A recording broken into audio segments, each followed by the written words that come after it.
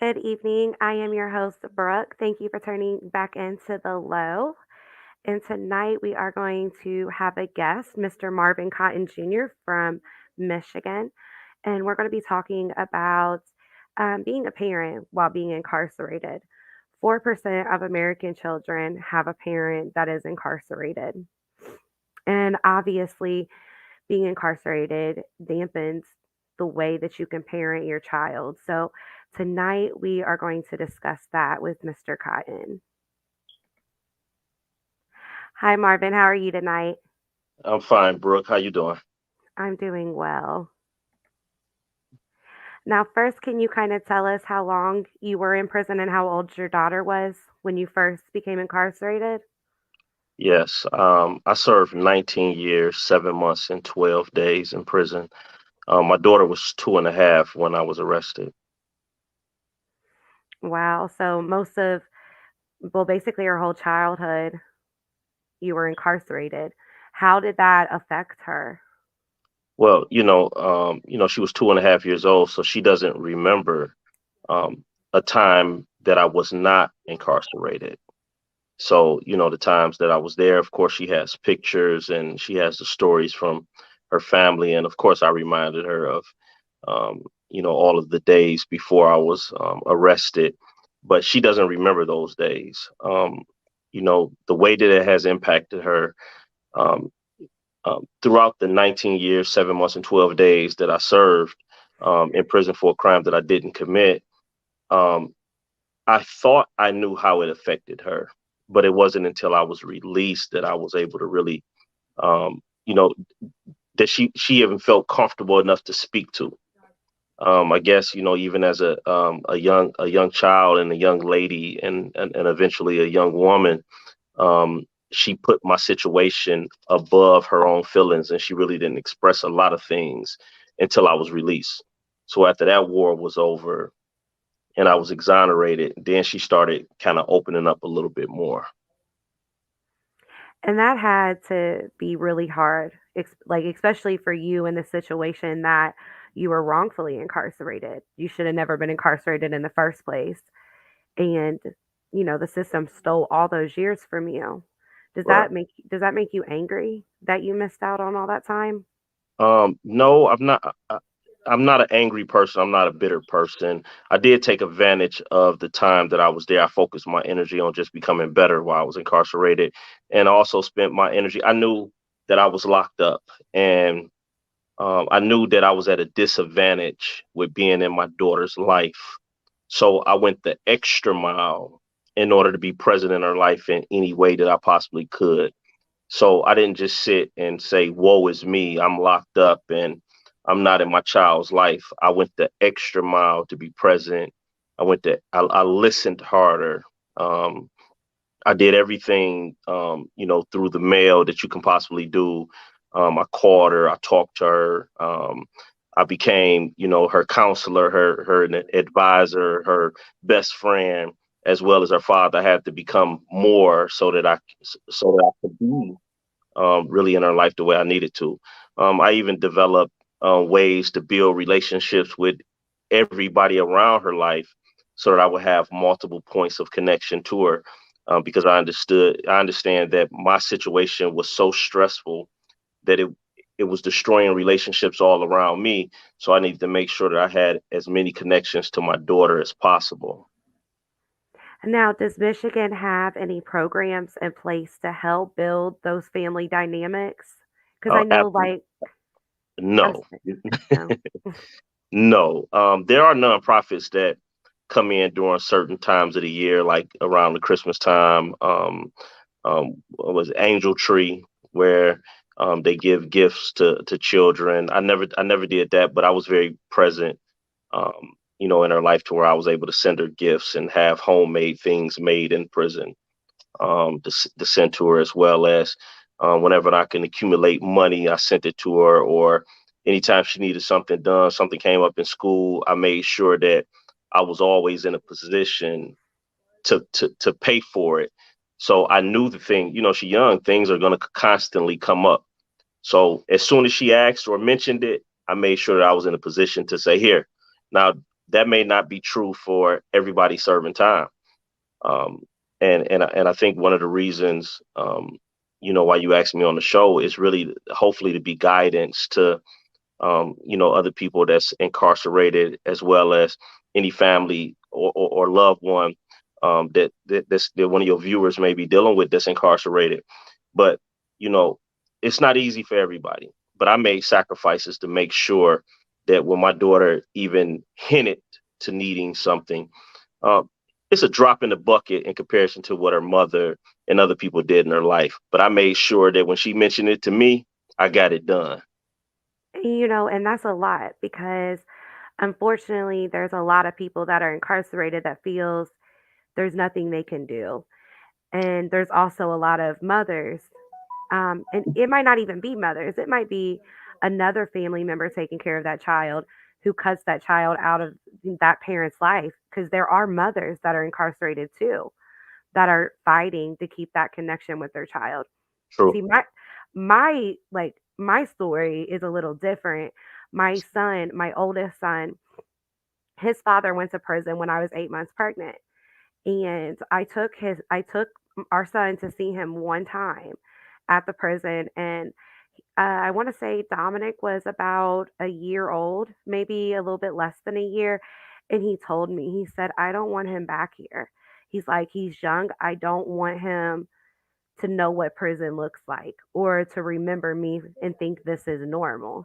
Right. And he never had me bring him back. And I mean, thankfully, my child was young at the time, but he remembered he was about 6 years old when his dad got out.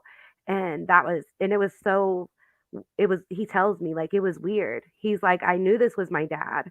I talked to him on the phone occasionally, but I mean, what's a dad? I never Yeah, had one. yeah, And yeah. so I didn't know what to do. So that's why people that go through it now, I'm like, I could have did things so much differently to keep that connection. Well, we always try to make the best decisions, even when they're not the best decisions. We try to do what we think is best at the time. Um, I wanted to, I knew it was important. I got my daughter. She's a young black child, a young black female.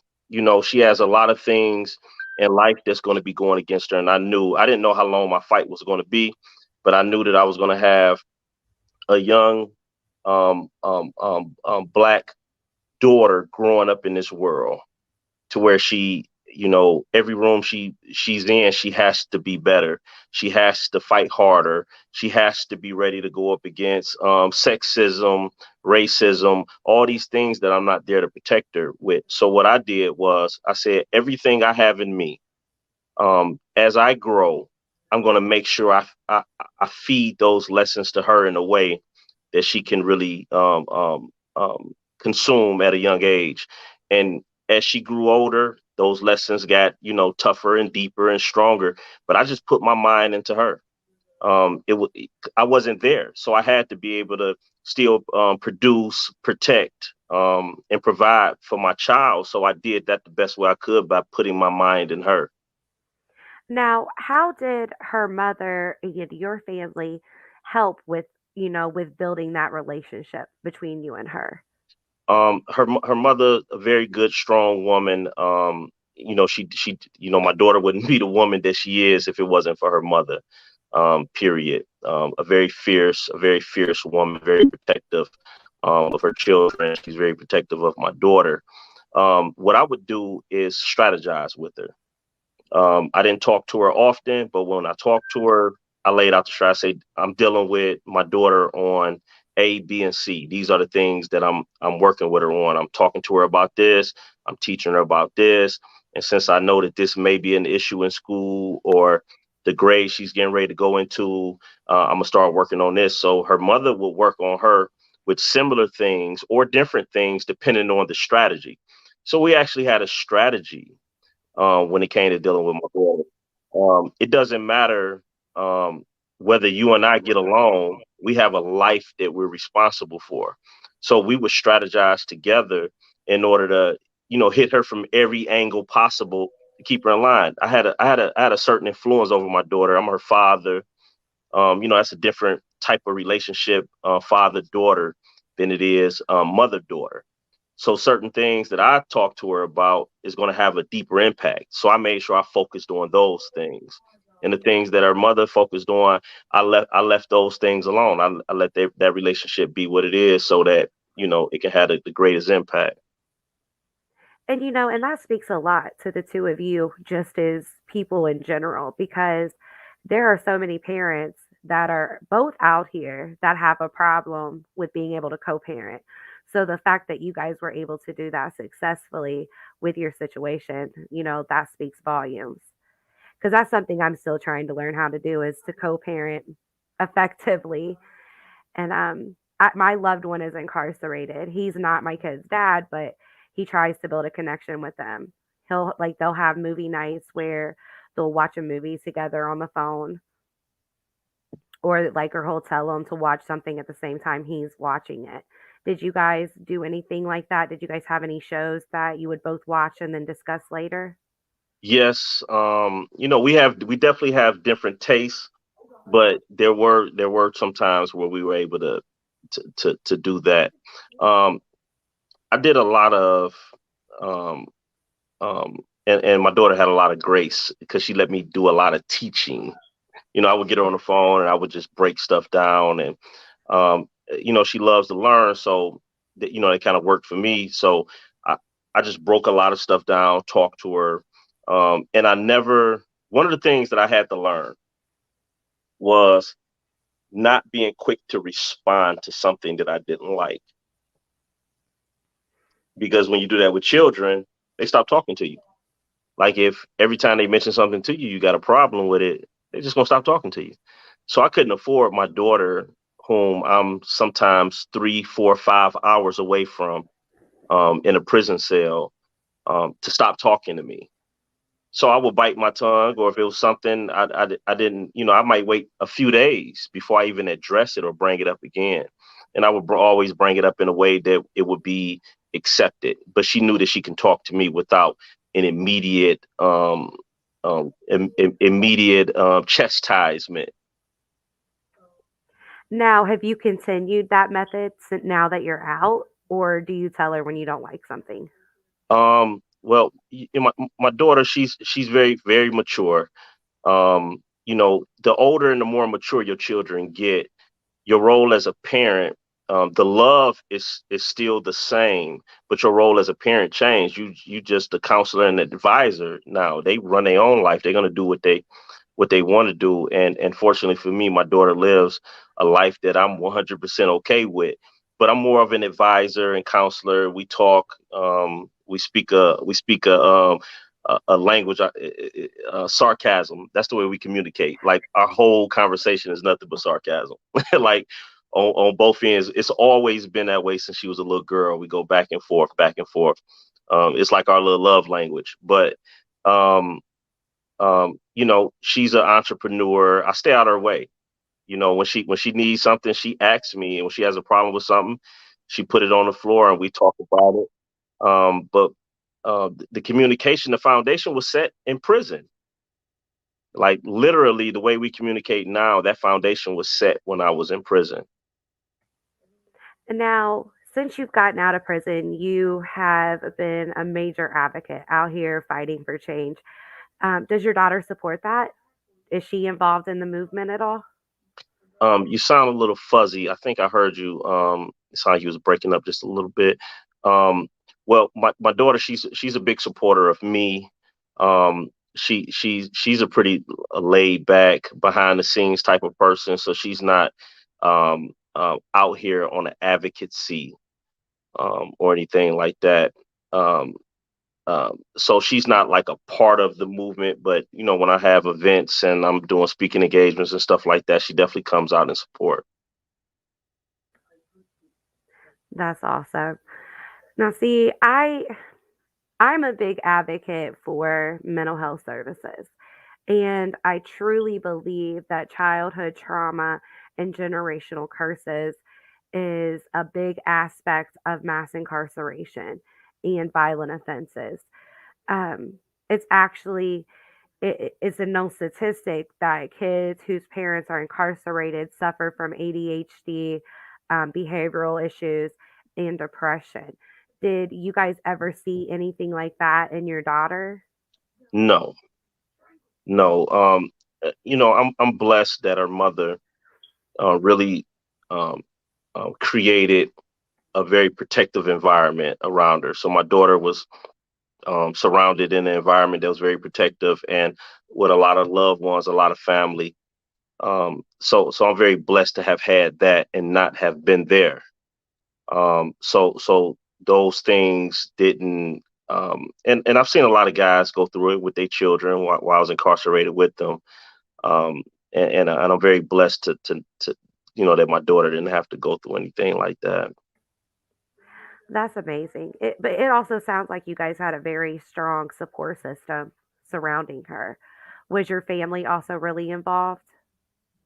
Yes, yes. My mother brought her up to see me all the time. Brought her up to visit me quite often. Sometimes, depend. When I was up north, I spent 5 years up north in Michigan. If you up north, you anywhere between 5 hours and 9 hours away. From Detroit or a lot of the other cities around Michigan. So I spent 5 years up there. So when I was there, visits didn't come as often. The phone conversations were nearly almost daily. So my mother was very involved in getting my daughter to see me as often as possible. Got her cell phone. She was like 8, 9 years old. So she's actually had the same phone number since then. Oh, wow. That's a Yeah. long time. What were visits like there? Because I know in some states, they've got like these awesome programs. Like I know in New York, which you've already said they didn't have that there in Michigan, but they have where they actually got weekends with their family. Wow. And yeah, they get weekends like in a little house together. They get to cook. They actually get to wear regular clothes, take pictures. Um, Obviously, it's not like that in Michigan. Not even close. So what is it like there? Is it kind of like Ohio where you're in a visiting room and they got like a little playroom that the kids allowed in, or were you guys allowed to go play with them? Some prisons actually do have like a little play area for the children, but my daughter, she was the type of she never really played with toys. So she used to just sit next to me on every visit. And for the first 2 years I was incarcerated, she didn't speak one word. She just stared at me, and I would just talk to her and started the routine of teaching her and talking to her about different things and teaching her new words. And I knew that she was retaining it because when I call home, everybody would tell me that she would talk to them about the things that I would talk to her about. So everything that she was learning, she was actually going home and talking to other family members about it. So I just continued with that. But when she did start talking, you know, I made sure it was important to me. I knew like I'm in here fighting, and I don't know how long I'm going to be fighting. I was sentenced to natural life in prison. They intended for me to die there. So one of the most important things that I wanted my daughter to have is I wanted her to have the ability to speak her mind to any man. So I let her know at a very young age, you can say anything you want to say to me. Just be respectful. But if you want to say it, if it's on your mind, if you have a problem with something, if you don't like something, I want you to tell me. So I actually started that in her at a very young age because I'm like, if I'm not going to be there, I need my daughter to be able to tell a man, like, I don't like that, or that's not okay with me. And if she could say it to her father, she could say it to anybody. So I started that at a very young age. And I think that's so important because I think a lot of people they don't recognize that importance of a male figure, a father for a daughter because they say all the time your father is your first love. Your father is the one who teaches you what's okay for how a man treats you. So it's awesome that you were able to help instill that in her, even from there. Yeah. I spent I had my days where, being, most days where it was hard being a father in prison, and it hurted on those occasions where I knew that I was supposed to be there, but I could only be there the way that I could be there. But I put that to the side so that I can do the best that I could from where I was at. And then when I go back to the cell, I sit in it for a minute and feel the pain of it, and then I get back focused and move forward. But I had those occasions where every graduation I was telling my daughter that I was going to be there. Like I'm gonna make the next graduation. I'm fighting to be at the next one. Middle school graduation, high school graduation. That was a hard one. Um, then she got into college and she graduated from college a year early. And as she was preparing me, letting me know, like, I got enough credits to graduate early. And I'm fighting and I'm waiting and I'm fighting and I'm waiting. And when she graduated, that, I was happy, and it hurted because I wasn't there. But then I got out like literally a couple of months later. I got out a couple months later after she graduated college, and because of COVID, her graduation party was pushed back, and nobody knew I was getting out. I didn't know that I was getting out. I had like a 4-day notice, so her family had it already planned, and the day I got out, her party was the very next day, so I was able to go to that. That's awesome. Now, did she know you was out? Like, Yes, okay. yes, yes. Her and my mother came in and picked me up from prison. She attempted to videotape me walking out of the prison door, but she didn't get nothing but my feet in the parking lot, like, because the camera was just like dangling in her hand, like she got nothing. She got nothing but my feet. I'm sure you could probably hear what was going on though. It's probably still amazing though, because to Yeah, actually get to see you free outside of those walls. absolutely. I hugged my mother. I whispered in her ear, "Get in the car. We about to go." Yeah, I hugged my daughter. I told her the same thing. Like, get in the car. We hug at the next location, but let's go right now. Like you couldn't wait to get out of there. Absolutely. But So, the relationship evolved immediately because instead of 15-minute phone calls, now I'm like right there with you. I see how you're interacting. One thing that I didn't know, I thought I knew my daughter, but I've never seen her interact around other people. I've never seen her in a crowded room before. I've never seen her in a room full of family or a room full of friends, or so now I'm seeing all these things that I've never seen before. So now I'm learning my daughter in a different way. I'm riding in the car with her. I'm seeing how she drives. She's scaring the hell out of me. Like, what? Even the music she listened to, I'm like, you listen to this? Like, so I'm learning things about her that I could never learn from over a telephone. And the same with her. now, have you guys built any traditions since you have came home, like for the holidays or birthdays? Have you guys like started doing certain things together? One of the things that her and I really like to do, we both like the water. So we go on the river walk in Detroit, which is right off the Detroit River, and we walk and we just talk. It's like, father daughter time, and I walk and she holds my arm, and we just walk and talk about future plans or what's going on, debrief. She's very busy. She's an entrepreneur, so she's actually in the process of opening up her second business, and so she's always busy. And then I'm always busy. I'm all over the place. And so whenever we get time, we go downtown, we walk the river walk, and really kick it. And anytime we together, we eating. So like anytime we together, we eating. Food is in the equation somewhere. Now, can she cook? Yes, she can cook, but we normally go out to restaurants. Oh, okay. Yeah. Now, what about you? Were you a chef in the prison? Did you make you N- a lot of breaks? No. I I turned myself against all prison traditions. That was like my way of staying uncomfortable. In Michigan, they call cook-ups. When you put in the food and you're making these extravagant meals out of um, the food that we're able to buy.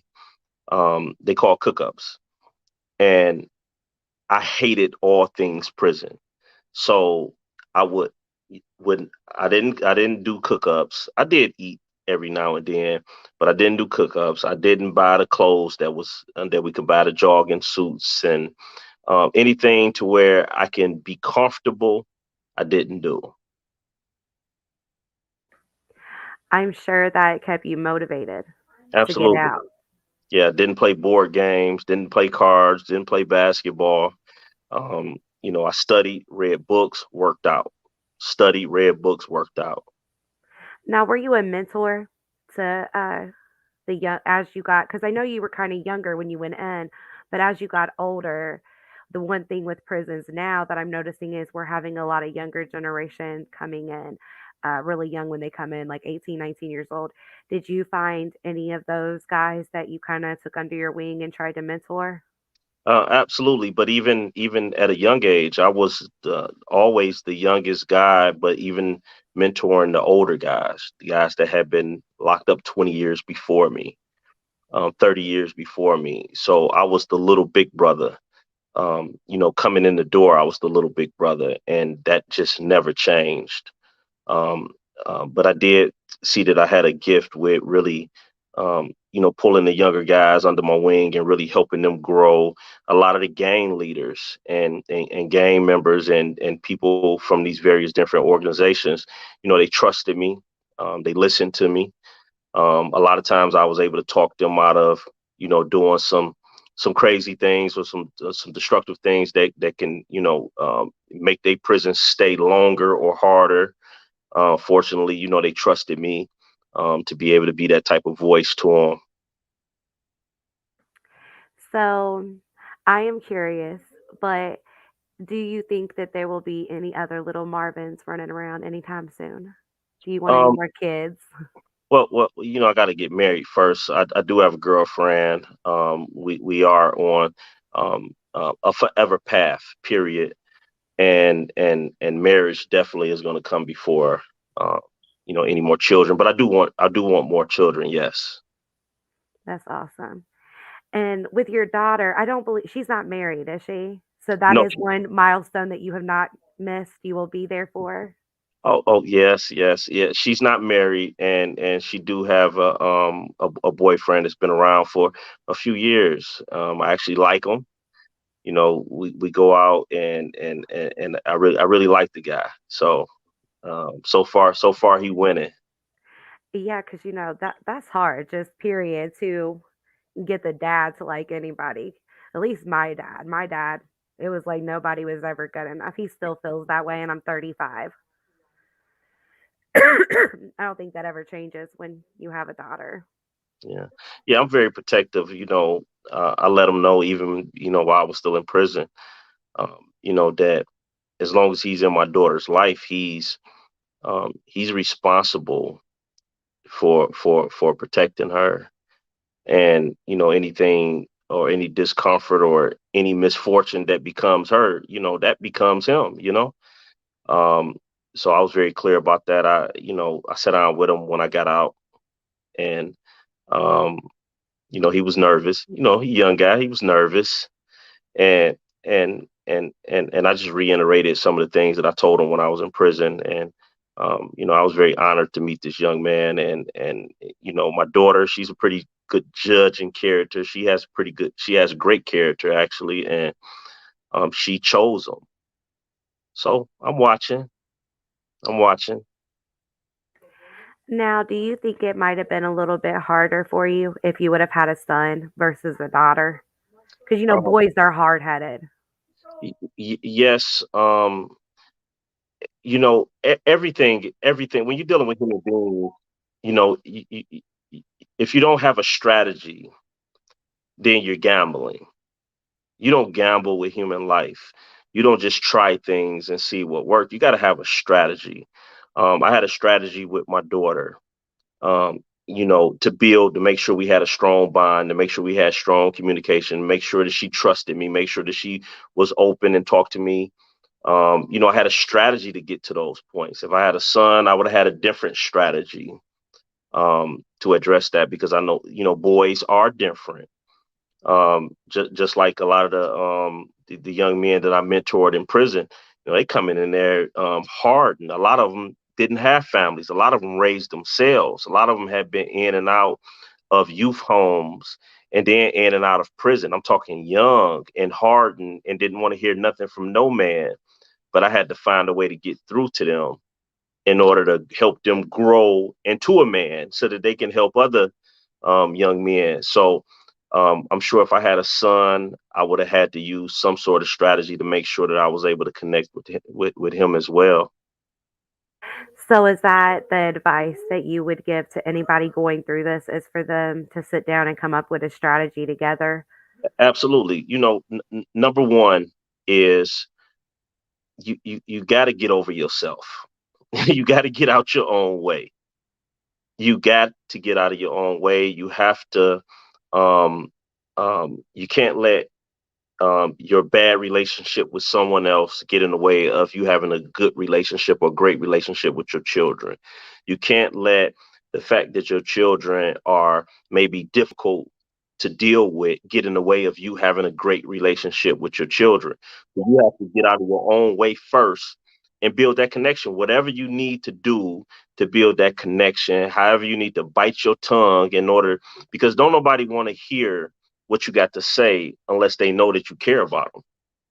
Children got they got a radar. Like if they don't feel care before they feel discipline, they will reject you and that discipline. So you got to actually, a child has to know that you care about them. And that takes time, that takes consistency. That takes rawness, openness. You don't have to pretend. You can be, children would accept you however you are, however you are. You just got to be real. Right. That's one thing my son struggles with, because his dad has been in prison a couple times, and he says all the time, he's like, my dad don't care about me. He said, I call my daddy because he'll give me some money. He thinks that's what's being a dad. And unfortunately, that's something I deal with my son. But that's why I really wanted to talk to you, because when I seen, your post, I was like, he made this work. He figured out a way to be successful with this with his daughter and have that great relationship. And I just feel like more people need to hear stories like that to know that it is possible. It's not all failures. Yeah. You know, I just tried to stay ahead of um I tried to stay ahead of the curve with her. Um, even when she got of a certain age, I made sure that my conversation with her reflected that next level of maturity and where I hoped that she would go. Um, you know, I didn't.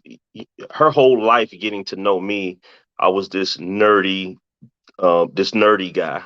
But I wasn't a nerdy guy when she was a baby. I was a street guy. I was heavy into the streets, but she don't know that because all she's getting is this well read father that loves to teach. But I hadn't always been that. So I made sure that I gave her my history when she got old enough, when she became a teenager. I told her about my life. I told her the things that I was into. I told her how I had interacted with people and relationships and family. And I showed her who her father was, which I knew would build trust. And I didn't ever want anyone to be able to tell her something about her father that didn't come from me, because that's one of the things I require from her.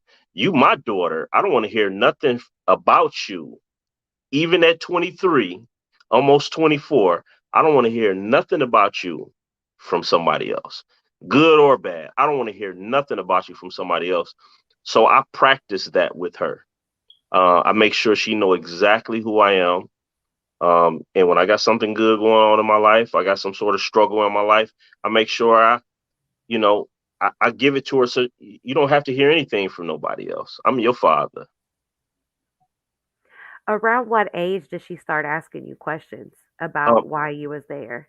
my daughter don't ask questions. She's a tell you what she thinks type of person. She listens very carefully, and she engaged in conversation, but she don't ask questions though.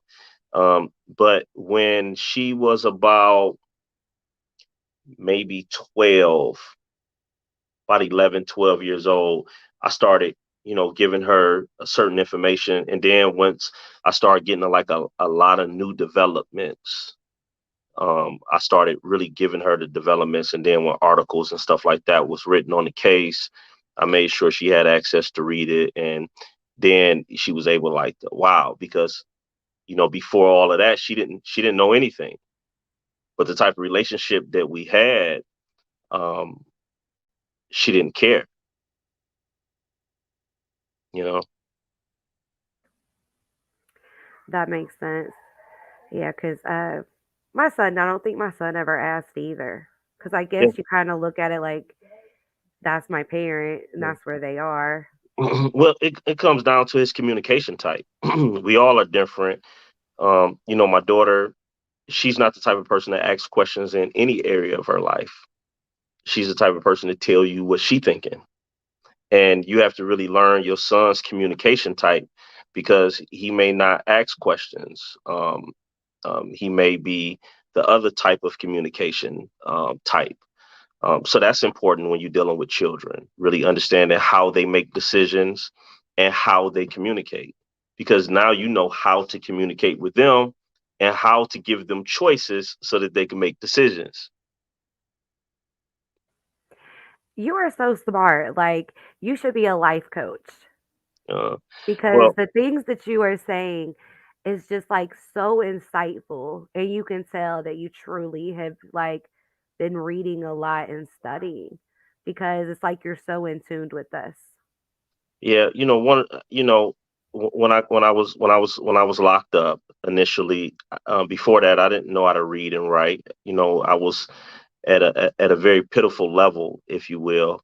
And after I taught myself how to read and write, I kind of found out that I had some strengths in certain areas, and I studied psychology for many years. I'm studying psychology for like 21 years now. And that's like one of my favorite subjects, and studying the human brain and mind and how it works and things like that. So that helped me out a lot as well. And it helped her out a lot because everything I was learning, I taught my daughter. I taught my daughter about body language when she was 5, 6 years old, how to read body language and how to listen to a person's words and determine when they're being honest and when they're being deceptive. I taught my daughter this at a very young age. So everything that I was learning, I was giving it to her in a way that she can understand. I believe one of her earliest science projects was how to tell when someone's lying to you. That was like a science project in elementary school. That's a different type of project. I don't think I've ever heard that one before. And you are just such an inspiration. Like I have learned so much more about you like I that I had no idea. And it's just amazing how you took such, a bad situation that so many people could have let destroy them, but you took it and you bettered yourself. You really took that time to better yourself within that situation. And that's just amazing. Yeah, I like to say that I turned my prison cell into a university. I didn't want it to be a tomb. I didn't want it to be a grave where I was buried at. I really did take advantage of it. I wasn't supposed to be there, but I wasn't going to sit in that and say, I'm not supposed to be in here, so I'm not going to develop. I'm not going to grow. I'm not going to change. It was um, a place of reflection. It was a place to really get to know myself, which helps me get to know other people. You can't even get to know anybody until you spend some time really getting to know yourself. And prison is a place where you can either You got people in there that ignore that they are in there and ignore that they are in there with themselves. They refuse to deal with themselves. You have people that get to know themselves on a very deep level. Um, and of course, you have people that's, in between that. But you can tell the people that don't want to deal with themselves, and you can tell with the people that really get to know themselves as well. So, Now, what do you think we can do on the outside? Like, what kind of programs can we push for to help people better themselves while they're in prison? But not just that, also build those family connections. Um, in, I any really feel like California and New York have some good things going on, but what about these states that don't? any nonprofit that can get involved in keeping the children and in their fathers' lives, especially situations that's safe. With fathers that um, have the capacity and is allowed to really be in their children's lives.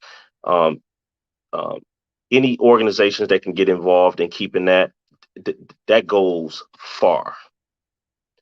It's not always good that the state is doing it because a lot of prisoners are turned off by anything that the state does. The Michigan Department of New York, people like, I don't want them involved between me and my children. But if you have a nonprofit that's carried out, or nonprofit work that's being done by a church or another independent organization, and even the human contact with people of them organizations help the prisoner feel more human. And the more human that we feel, the more human we can be to our loved ones. Just experiencing that compassion of a complete stranger that's going out their way in order to make sure that I have a connection with my family. That inspires me to be even better for my family. There was a program in Ohio, but I want to say it was only at like one, maybe two of the prisons. And it seemed pretty awesome. Like they had church service, and it was to where the families could come and literally go to that church service with their loved one. Wow. And then they were able to actually sit down and have a visit afterwards, also. Wow. I just feel like if they're going to have those type of programs, it would be nice if they would incorporate them into more prisons because obviously everyone can't be in one or two prisons, Right. especially when there's like 20 some prisons here in Ohio. Yeah. There has to be a reckoning with, the leadership and those in authority that either allow or have the power to implement those programs. There has to be a reckoning where we decide whether um, is prison going to be a place of punishing and cutting people off from their potential, or is prison going to be a place where um, we're redeeming men and women, we're redeeming them and helping them become better so that they're not the person that walked in the door. Once those decisions are made, either we're cutting them off and we don't care about them being educated, we don't care about them growing, we just want to keep them contained from society, or we're going to help them redeem themselves and grow into their own potential. Once those decisions are made, then everything else lines up with that. Because if we're redeeming them, then we know we have to put love into them. We know we have to make education, um, um, the access to education there. Everything changes when you determine what a thing is going to be. So is prison going to be a place of punishment and isolation and cutting people off just from society, which is important because there's a lot of dangerous people that needs to be cut off from society. But is that place going to be a place to redeem so that we can take people with animalistic characteristics and help them grow into their human nature and be the very best human being they can be? And if that's what we're going to do, then there's going to be a lot of beautiful programs that's going to have to be implemented in order to accomplish that goal. Yes, I totally agree with you. I feel that programs need to be implemented to also get down to the root of that behavior. A lot of it, again, I think stems from childhood trauma and mental health issues. And I really feel like mental health services should be incorporated into the prison system to get to the root of why are these people acting this way? Because they weren't born like that. They weren't born to kill people or go rob somebody. So what's the problem? Are they on drugs? Did they feel like they had no other choice? But I mean, you also need to find out which ones are the sociopaths too, that there is no helping them because there are sociopaths out there that no matter what kind of programs you put them in, they're never going to change. Right, right. So I guess I want to end this with what advice would you give the mothers or fathers or the family members that are out here on the outside? How can they be supportive of their loved one that's on the inside and help them build that relationship with their child? You know, you know, I humbly um, suggest, and I say I humbly suggest because everybody's situation is different, um, and I don't know what the past may have been or what the present is even. So I humbly suggest that everyone really remove themselves out of the equation and think about the child. And sometimes we project what we want or what we like on what we think will be best for the child. But what's best for the child is not to allow them to grow up and think that they wasn't wanted or wasn't loved. Um, and and and and anytime you're dealing with somebody that's incarcerated, this is a parent that has a wealth of life experience that they can teach. And for the parent that's free, that's in society, that's the primary caregiver for this child. Um, Speak your mind to the parent that's in prison and say, listen, these are the things I want you to focus on. These are the things that I see being a problem, and I can agree to making sure that you can call a couple of times a month.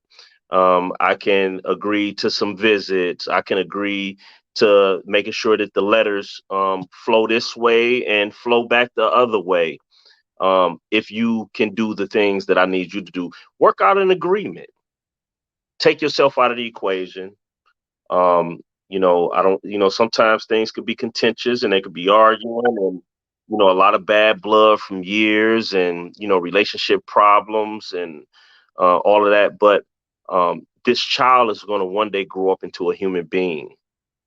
And the type of human being this child is going to grow up into um, can potentially have issues that's rooted in the way that this is dealt with.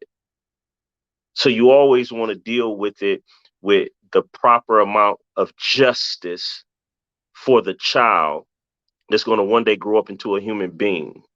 And you want to eliminate as many problems as possible by your own hands. We all make mistakes, but you want to eliminate as many problems as possible with your own hands so that this child won't grow up into a young adult with trust issues, with love issues, with abandonment issues. When we can just make sometimes a simple choice of creating a safe and healthy communication between them and their incarcerated parent.